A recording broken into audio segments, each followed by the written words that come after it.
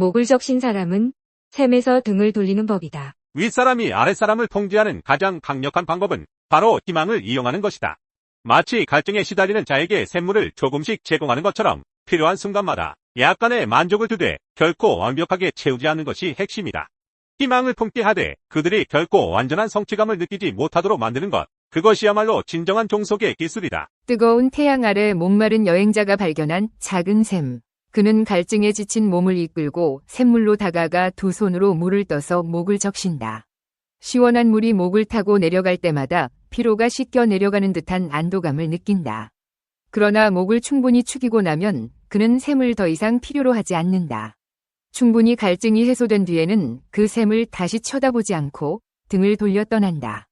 이것이 바로 인간의 본성이다. 필요가 있을 때만 바라보고 필요가 사라지면 등을 돌리는 것. 윗사람이 아랫사람을 종속시키기 위해서는 그 본성을 역이용해야 한다. 아랫사람이 완벽한 만족을 느끼는 순간 그들은 더 이상 종속되지 않는다. 그래서 윗사람은 아랫사람에게 충분한 희망을 주되 결코 그 갈증을 완전히 해소시켜서는 안 된다. 항상 무언가가 부족하게 하고 그 부족함을 메우기 위해 더 노력하게 만들어야 한다. 그 갈증을 통해 그들은 더 열심히 일하고 더 충성하게 된다. 희망에 묶어두되 결코 만족시키지 말라는 이 원칙은 종속을 유지하는 데 있어 가장 중요한 전략이다. 아랫사람에게 꿈을 주고 목표를 설정하게 하되 그 목표가 결코 완전히 성취되지 않도록 한다. 이로 인해 그들은 끊임없이 노력하며 그 희망을 쫓아가도록 만든다. 만족은 순간적이지만 갈증은 지속된다. 그리고 그 갈증이야말로 그들을 종속 상태에 머물게 하는 원동력이다. 희망에 묶여 결코 만족하지 않는 삶. 그것이야말로 아랫사람을 통제하고 종속시키는 데 있어 윗사람이 추구해야 할 궁극적인 길이다. 만족하지 않는 갈증을 안고 더 나아가기를 멈추지 않는 것. 그것이야말로 아랫사람을 끝없이 통제할 수 있는 가장 효과적인 방법이다. 희망에 묶어두되 결코 만족시키지 말라. 목을 적신 사람은 셈에서 등을 돌리는 법이다. 목을 적신 사람은 셈에서 등을 돌리는 법이다. 이 격언은 인간 본성의 어두운 면을 드러냅니다. 우리는 종종 도움을 받은 후에 은혜를 잊고 심지어 은인에게 등을 돌리기도 합니다. 이러한 현상은 개인적인 관계뿐만 아니라 사회, 정치, 그리고 역사 전반에서도 관찰됩니다. 왜 사람들은 이렇게 행동하는 걸까요? 그리고 이러한 행동은 우리 사회에 어떤 영향을 미칠까요? 1. 권력의 속성, 종속과 희망. 권력은 복잡하고 다면적인 개념입니다. 권력은 물리적인 힘이나 경제적인 부뿐만 아니라 심리적인 영향력과 사회적인 지위를 포함합니다.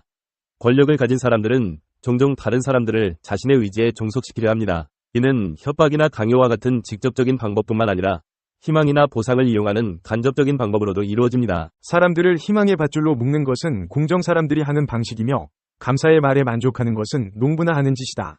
이 말은 권력자들이 어떻게 사람들을 통제하는지를 보여줍니다. 농부는 작은 친절에도 감사하지만 권력자들은 사람들에게 끊임없이 희망을 제시하며 그들의 충성을 유지하려 합니다. 2. 우상과 숭배, 지도자와 추종자의 관계. 우상을 만들어내는 자는 장인이 아니라 숭배자들이다. 이 말은 지도자와 추종자의 관계를 잘 보여줍니다. 카리스마 넘치는 지도자는 추종자들의 맹목적인 숭배를 통해 권력을 강화합니다. 추종자들은 지도자를 이상화하고 그의 말과 행동을 무비판적으로 받아들입니다. 이러한 현상은 정치, 종교, 그리고 대중문화 등 다양한 영역에서 나타납니다. 3. 인간관계의 역설. 현명한 자는 사람들이 자신에게 감사하기보다는 자신을 필요로 한다는 것에 더 만족한다. 이 말은 인간관계의 역설을 보여줍니다. 우리는 종종 다른 사람들에게 감사하기보다는 그들을 필요로 할 때 더 만족감을 느낍니다.